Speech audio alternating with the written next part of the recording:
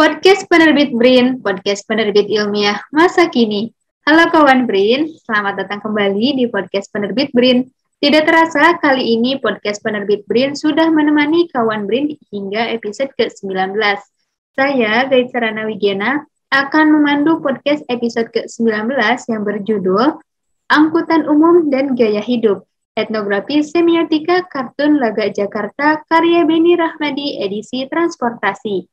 Tema ini diambil dari judul buku yang telah diakuisisi oleh penerbit BRIN pada periode akuisisi pengetahuan lokal periode kedua tahun 2021.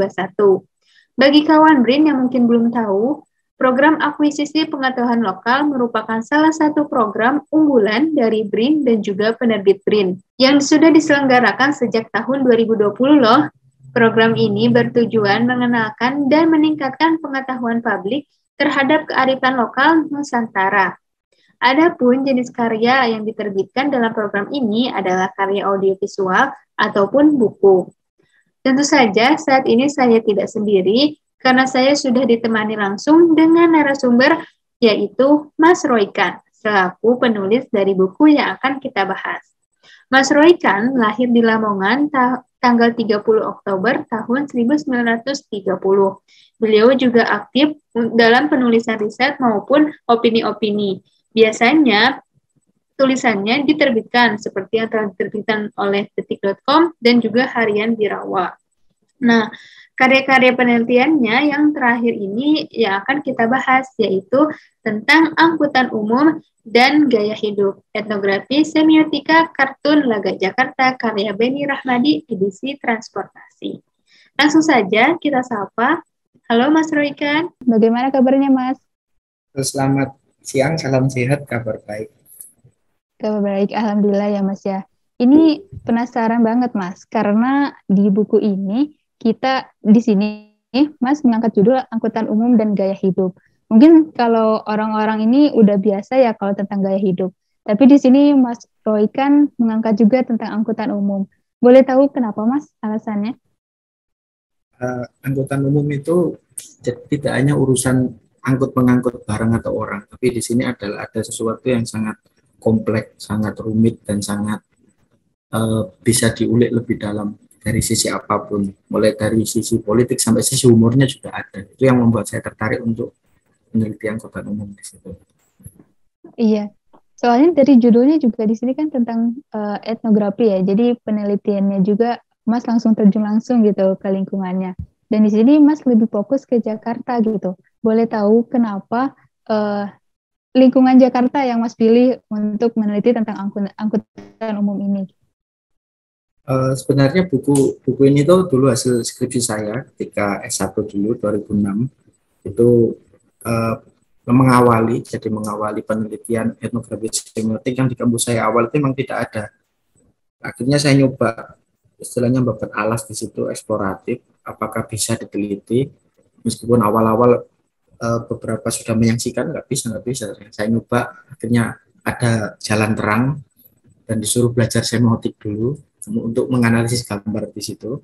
Itu dari teksnya. Kemudian kan di situ kan Pak Beni kan membuat Laga Jakarta itu kan edisi transportasi salah satunya, selain ada edisi macam-macam. Nah, saya memilih di angkutan yang transportasi itu karena dari semua buku Pak Beni Rahmadi di Laga Jakarta yang paling menurut saya sendiri yang paling kompleks itu adalah angkutan umum. Edisi itu akhirnya saya meneliti itu, kemudian ketika sudah bab pertengahan itu disuruh langsung pergi ke Jakarta juga. Makanya itu juga momen bagaimana saya awal kedatangan ke Jakarta setelah seumur hidup ya. Jadi pertama kalinya langsung meneliti gitu ya Mas ya? Iya, langsung ke Jakarta dan ada cerita bagaimana saya harus tidur di Polsek Senen selama 3 malam di situ karena tidak ada siapa-siapa di sana. Kalau pagi sampai sore itu cari data, kemudian kalau malam itu saya ke Polsek Senen. Jadi nginepnya di parkirannya Pak Kapolsek itu dekat stasiun. Perjuangannya benar-benar ya Mas ya, karena sampai harus nginep di Polsek juga. Itu Mas sendiri atau bareng teman-teman yang lainnya? Sendiri. Jadi saya 2 gelombang. Gelombang pertama itu datang, kemudian ada kawan yang nyaranin sebelum berangkat itu, kamu kan suka gowes dan kamu ke kampus kan selalu gowes, cobalah bawa sepeda sepeda anginmu itu ke Jakarta. Akhirnya saya coba, ternyata bisa di stasiun, taruh di toilet itu masih ingat, bayar 20.000 sampai transit Jogja dulu, kemudian langsung lanjut ke Pasar Senen. Dari Pasar Senen itu pagi-pagi banget, saya dari Jogja itu naik kereta pagi, kemudian langsung sudah ada list yang saya observasi, apa yang saya wawancara siapa sudah ada, dari sudah bawa bekalnya dari Surabaya. Kemudian saya mulai berkeliling itu, mulai Gunung Sahari, Monas, sampai Priok sana itu, sampai keliling-keliling, kemudian nggak tahu kemana ya. Jadi kan yang jelas ngelihat, membandingkan apa yang ada di buku kartunya dengan kenyataannya. Itu awal-awalnya, itu di hari pertamanya. Itu berapa lama Mas selama proses meneliti deskripsi sampai akhirnya jadi karya sekarang ini? Untuk skripsinya sendiri itu 9 bulan, seperti orang hamil. Jadi skripsi sendiri itu prosesnya 9 bulan, itu ada 3 bulan pertama itu belajar lebih ke konsep-konsep karena benar-benar baru etnografi semiotiknya. Kemudian setelah itu saya mulai ke lapangannya itu 2 bulanan. 2 bulan itu ada juga karena di situ ada yang saya wawancara itu tidak hanya orang di angkutan umum, tapi juga penyuka gambarnya juga. Jadi ada yang namanya actual people, itu dari orang-orang yang kompeten dengan dunia pergambaran, termasuk penikmat gambarnya juga. Jadi ada beberapa informan, ada di Surabaya, ada yang dari redaktur koran, ilustrator, sampai mahasiswa, ada masyarakat umum yang pengguna angkutan juga. Jadi saya kasih bukunya, kemudian saya suruh untuk tanya-tanya tentang bagaimana fenomena tentang perangkutan dari buku itu, dan membandingkan dengan dunia sendiri. Itu memakan waktu sekitar 3-4 bulanan. Setelah itu baru turun, ada saran kamu harus ke Jakarta kalau meneliti ini, akhirnya langsung berangkat ke Jakarta itu, bondo nekat itu. Jadi nggak hanya meliti dari gambarnya aja ya, langsung ke lingkungannya, langsung ke Jakarta gitu ya. Langsung ke Jakarta, itu yang membuat saya langsung pertama kali melihat Jakarta. Keluar dari Pasar Senen itu saya sengaja pakai kacamata hitam karena takjub dengan gedung tinggi, busway, dari pertama kali itu langsung dapat ujian ban bocor subuh-subuh itu, jadi langsung cari tambal ban pakai sepeda angin dulu. Itu yang tak akan terlupakan selain Pak Polsek Senen itu. Perjuangan sekali Mas. Selanjutnya mungkin dari Mas ini dianalogikan juga tentang angkutan mobilitas masyarakat di Jakarta ini dengan hamster ya Mas ya? Iya. Nah, itu boleh tahu kenapa Mas? Kenapa dengan hewan hamster Mas?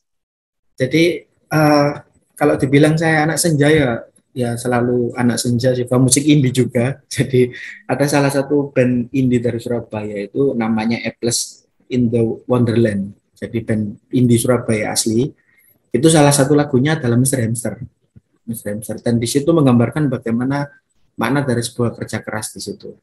Dan salah satu liriknya itu kalau bisa saya bacakan itu ada lirik tentang, jadi inilah Tuan hamster yang selalu terburu-buru berlari di atas roda yang terus berputar. Jadi itu kan menggambarkan orang perkotaan di situ, daripada yang dulu saya tinggal di desa itu ya orangnya santai karena jam kerja nggak ada. Kemudian ketika pindah di kota akhirnya mulailah mereka berputar-putar seperti itu ibaratnya.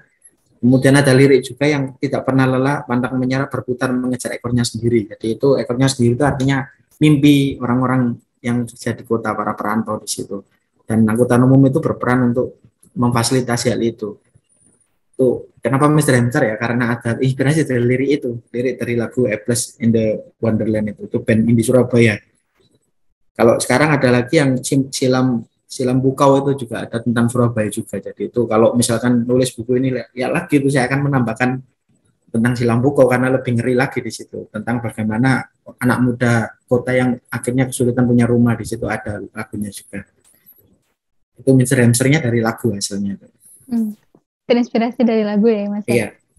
Tapi ini jadi berhubungan ya Mas? Maksudnya dari lagu, terus Mas juga konsentrasinya di antropologi, lalu ke angkutan umum.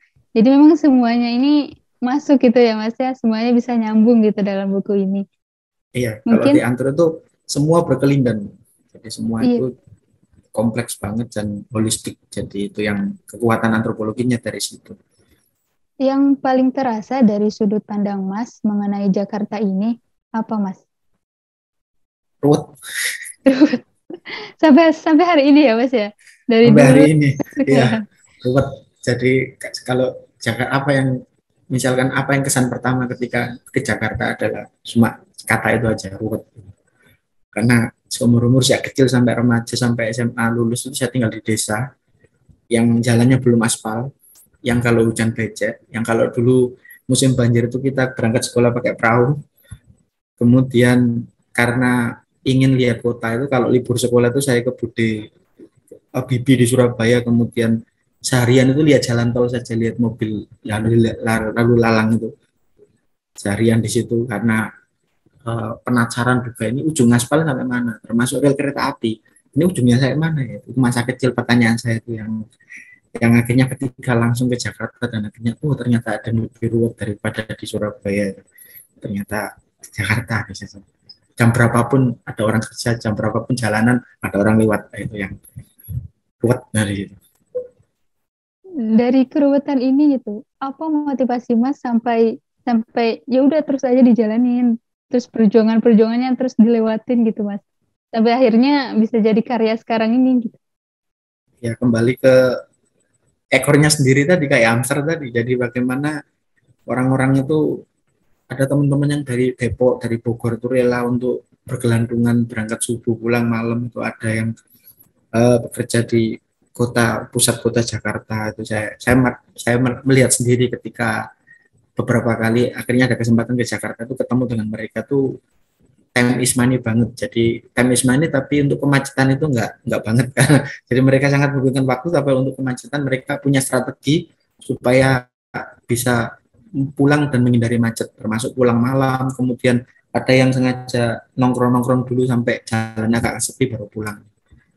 Jadi kalau kita hubungan lagi dengan lagunya A Place in the Wonderland, Mr. Hamster, itu ada satu hal yang dari Senin selalu kembali sebelum minggu berlalu. Betapa cepat waktu memacu hari-harinya. Jadi itulah gambaran masyarakat Jakarta, termasuk Surabaya juga hari ini. Termasuk Surabaya juga hari ini. Sudah berubah sih ya, dari dulu sekarang juga justru seperti Jakarta ya di Surabaya. Iya, seperti di Jakarta, tidak jauh beda. Iya, Cuma nggak ada KRL-nya saja. gak ada karya saja. Kalau Mas ini memang suka menggambar karikatur atau komik atau ilustrasi atau memang fokus di komik Mas? Kalau perjalanan menggambar itu saya diracuni sama kakak saya. Kakak saya itu anak seni rupa di salah satu kampus Surabaya, kampus keguruan Surabaya negeri. Dan kecil itu saya ngelihat orangnya berproses gambar itu, saya tertarik, ngikut, kemudian alat-alatnya saya pinjemi gitu, saya pinjem, lama-lama tertarik, kemudian SMP ikut mading di situ, menjadi ilustratornya, yang gambar jiplak Spiderman gitu, jiplak Batman, yang penting madingnya itu ada gambarnya. Kemudian ketika SMA itu sudah ilustrator di majalah sekolah, ada di Semada Lamongan itu ada namanya Romansa Cendekia, itu saya jadi ilustrator di situ. Lalu mulailah cari style gaya gambar. Dan akhirnya memutuskan untuk memulai di ilustrator yang kartunal itu karena terinspirasi oleh ilustratornya majalah Intisari, namanya Mas Anton Nugroho. Itu yang membuat saya langsung akhirnya ternyata ilustrasi itu menyenangkan. Jadi fokus saya emang di kartun ilustrasi gitu. Jadi kalau karikatur atau apa itu lebih ke insidental saja. Kalau yang fokus utama itu jalan ninjanya adalah di kartun. Jadi memang sejak SMP juga ini ya Mas ya, sudah berkecimpung di dunia kartun, komik, menggambar gitu ya Mas ya? Iya, benar. Sampai sekarang ini Mas?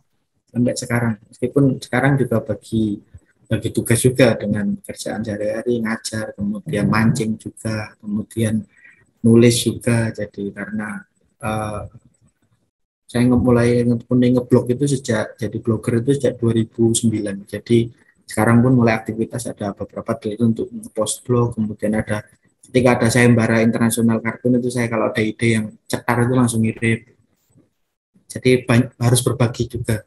Tapi kalau untuk full time di ilustrasi itu belum, karena semakin berumur itu daya tahan untuk melek dalu, kalau bahasa Jawa melek dalu berarti begadangnya itu tidak seperti kepala dua kemarin.